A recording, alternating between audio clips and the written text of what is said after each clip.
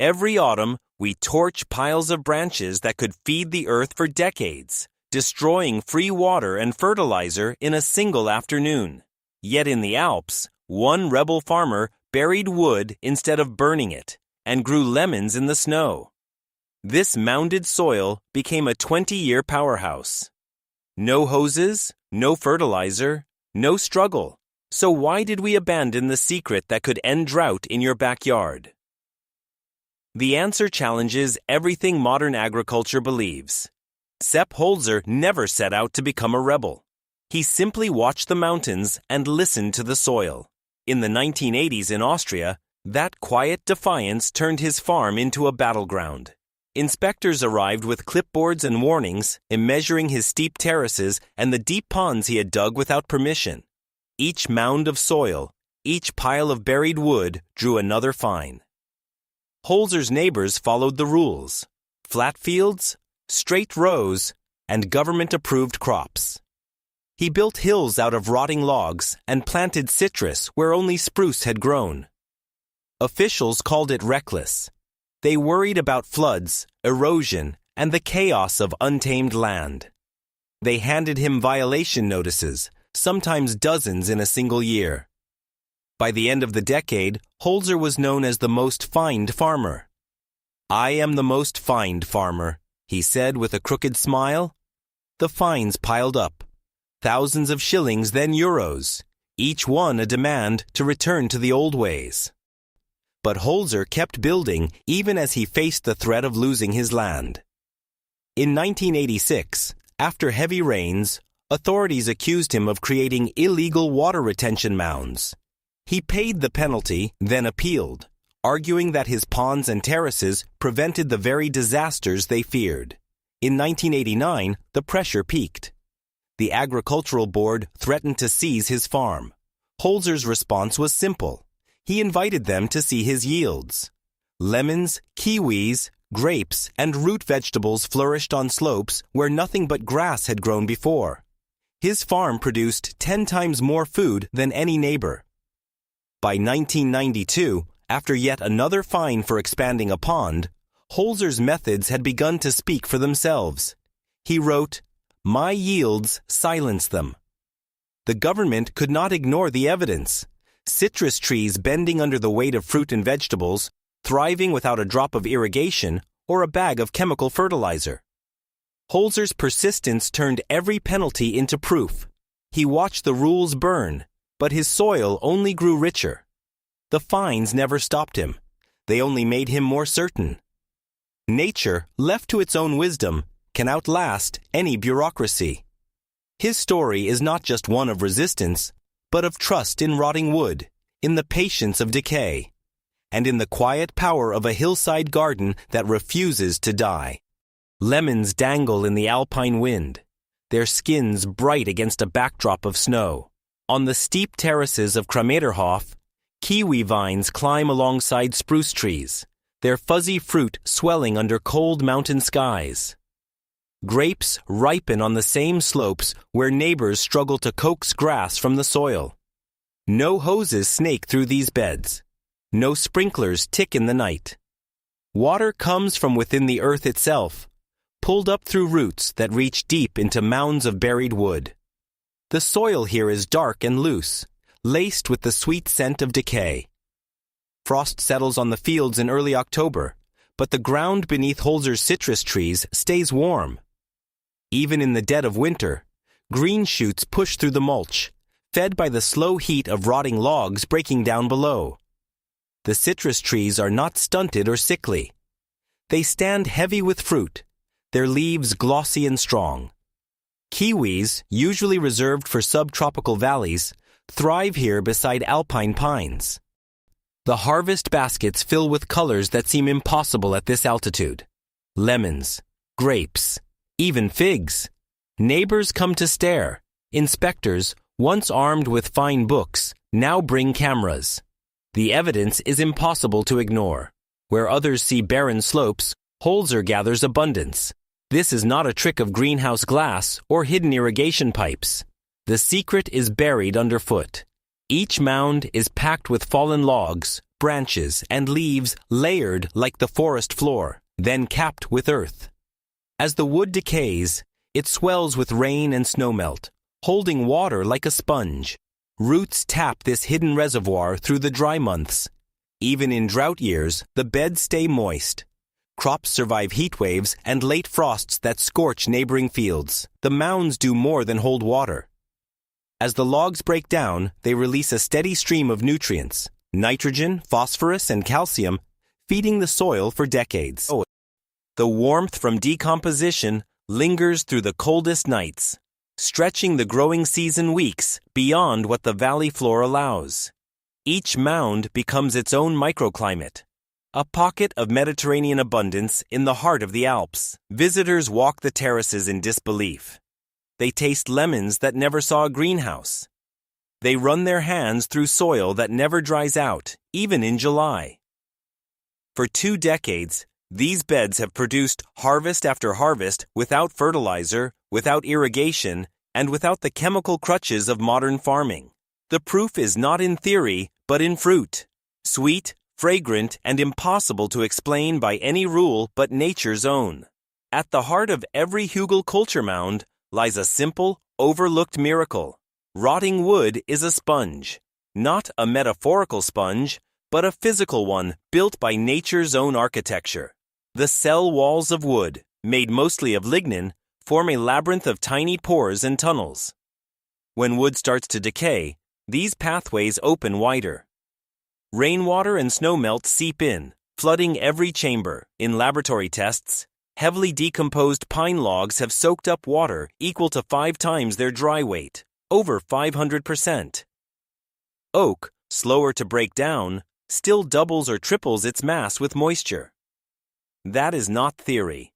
It is physics. On the surface, a Hugel culture bed looks like any other raised mound. Soil, mulch, maybe a tangle of squash vines. But if you drive a moisture probe deep into the mound, the numbers tell a different story. In the dry heat of July, when neighboring gardens wilt and hoses run day and night, the probe sinks into the Hugel bed and finds moisture levels that rival a spring rain. Field readings show 40 to 60% soil moisture inside the mound. Even as the topsoil above cracks in the sun, the buried logs below, swollen with water, release it slowly to the roots above. It is a hidden reservoir, recharged with every passing storm. The secret to this water-holding power lies in the way wood breaks down. As fungi and microbes eat away at the cell walls, the wood's density drops. A chunk of pine that started dense enough to sink in water becomes light and airy like a natural sponge. In one study, degraded pine dropped to just 0.18 grams per cubic centimeter, less than half its original weight. Every gram of that decayed wood can trap several grams of water. Even after months without rain, roots find moisture where the eye sees only dust. For gardeners, this means freedom from the daily chore of dragging hoses across the yard. It means a summer without wilted leaves or lost crops. The promise is not wishful thinking. It is backed by the structure of the mound itself. Every log, every branch, and every handful of rotting leaves adds another layer of storage. As the years pass, the mound settles, but its core remains a living reservoir. Stories from practitioners echo this quiet revolution. In the second year after building a Hugel culture bed, a gardener in the Pacific Northwest packed away her hose, reporting that the soil stayed moist all season. In Austria, Holzer's own terraces held water through droughts that emptied neighbors' wells.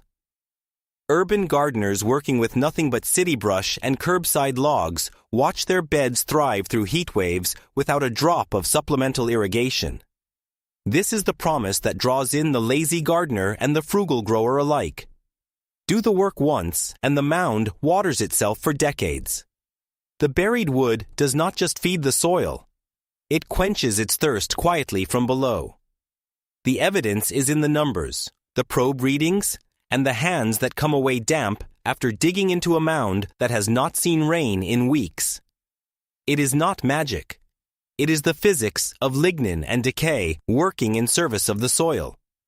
Beneath the surface of every hugelkultur mound, a quiet engine runs day and night. As soon as the first shovel of soil covers the wood, the mound becomes more than a reservoir. It becomes a heater. Microbes and fungi swarm through the moist, decaying logs, breaking down lignin and cellulose. Their work is not just invisible, it is exothermic. Every bite of wood releases a pulse of heat, warming the soil from the inside out. Even in the biting cold of an alpine winter, the ground above a buried log can register several degrees warmer than the air and noticeably warmer than the flat fields around it. This is not just a comfort for roots. It is a survival advantage. Seeds germinate earlier in spring. Frosts that would kill young shoots on bare ground pass harmlessly over these mounds, buffered by the slow, steady warmth rising from below. In autumn, the growing season lingers with tomatoes and squash ripening weeks after neighboring gardens have withered. The heat is only the beginning. As the years roll by, the buried wood transforms from a simple energy source into a trust fund for the soil. The breakdown of logs is a marathon, not a sprint. Hardwoods like oak and maple can take 20 years to fully decompose. During that time, the wood releases nutrients, nitrogen, phosphorus, and calcium, at a pace that matches the needs of the plants above. There are no boom and bust cycles, no flush of fertility followed by collapse. Instead, the soil receives a slow, reliable infusion. Each spring, new roots reach deeper, finding fresh pockets of nourishment. Each autumn, the mound settles a bit more, its core richer than the year before. Field trials and long-term gardens confirm what Holzer saw in his terraces. A well-built hugelkultur bed can feed crops for 20 years or more without added fertilizer. The nutrients are not washed away by rain or burned off by sun. They are locked inside the wood, released only as the microbes finish their patient work. Even after a decade, the soil in the heart of a mound can test higher for nitrogen and phosphorus than the surrounding ground. This is not a quick fix, but a legacy. The science behind this slow release is as elegant as it is effective. As the wood decays, it becomes a scaffold for microbial life. Fungi weave through the log fibers, forming networks that shuttle minerals from deep in the mound to the surface roots. Bacteria break down complex compounds into simple nutrients. Earthworms tunnel through the softening wood, mixing it with the soil and leaving behind trails of castings rich in plant food. Each player in this underground orchestra works at its own pace, but together they turn dead wood into living fertility. For the gardener, this means less work each year and more abundance with each passing season. There is no need to haul bags of fertilizer or worry about depleting the soil. The mound handles the feeding and the heating quietly and automatically. It is a system built on patience and trust in the slow magic of decay, and in the wisdom of letting nature's processes unfold over decades. In a world obsessed with instant results, hugelkultur offers something rare, a promise that with the right foundation, your soil will only grow richer as the years go by. Flat fields became the new standard as machines rolled onto the land. In the decades after 1920, tractors and harvesters demanded a uniform surface. No bumps, no mounds, nothing that could slow a steel wheel or jam a plow. The old practice of building hills from buried wood fell out of favor, not because it failed, but because it didn't fit the logic of mechanization. A tractor can cover a flat acre in minutes, planting row after row without interruption. Efficiency became a numbers game. More ground covered, fewer obstacles, higher yields per hour. Fields were scraped level, brush was burned, and the landscape was reworked to suit the needs of machines, not roots. The promise of speed and scale replaced the slow, patient fertility of buried wood. As the mounds disappeared, so did their hidden reservoirs of water and nutrients. What remained was a blank canvas, easy for machines but hungry for fertilizer and irrigation. To start, use a trencher or build right on top of the grass. The foundation is always the same. The biggest, oldest, most rotten logs you can find. Oak and maple work best because hardwood breaks down slowly and feeds the soil for years. Never use cedar, walnut, or anything treated. Those woods poison the roots and stall the mound. Stack the logs tightly, filling gaps with smaller branches and twigs. This is not a loose pile. Every air pocket is a future sinkhole. Next, pack every crevice with nitrogen-rich greens. Rotting wood is hungry for nitrogen, so use grass clippings, fresh manure, or even urine. If you skip this step, microbes will steal nitrogen from your plants. That is the nitrogen trap, resulting in yellow leaves, stunted growth, and disappointment. Once the green layer is thick, cap the mound with a foot of topsoil and mulch. Water it in well during the first year. After that, the mound handles the rest. A retired school teacher stands beside her garden, the hose coiled and untouched since the second spring. She built her first mound with storm-felled maple logs, packing every gap with grass clippings and manure. Now, even in August, the soil stays cool and damp. She jokes that her tomatoes get more water from the earth than she does from the tap. Her water bill dropped so sharply that the city sent a notice asking if the meter was broken. A frugal homeowner in the suburbs turned last year's brush pile into a serpentine bed winding through his backyard. He kept track of every dollar. No more bags of fertilizer, no more weekly irrigation, just kitchen scraps and autumn leaves layered into the mound. By the end of the first year, his harvest was the largest he had ever seen, and the savings paid for his seed order twice over. Not every story starts with success. One permaculture enthusiast watched her seedlings yellow and stall. She had skipped the manure, trusting the wood alone. The lesson was swift. Rotting wood steals nitrogen at first. She dug in fresh clippings and a wheelbarrow of compost, and within weeks, the bed sprang to life. Her mistake became her proof. The mound, once stubborn, now grows peas and squash without a hint of hunger. Each testimonial carries the same refrain. Bury the wood, and the ground gives back for years. Today, droughts and fertilizer prices are climbing, while millions still burn what could become reservoirs beneath their gardens. As climate extremes threaten food security, every buried branch is a quiet act of resilience. The choice is not about nostalgia.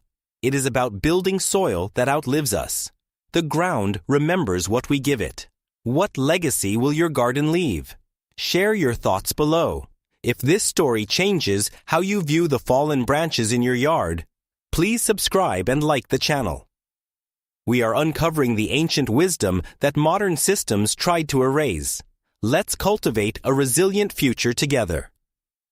The next hidden treasure of the earth will be revealed soon.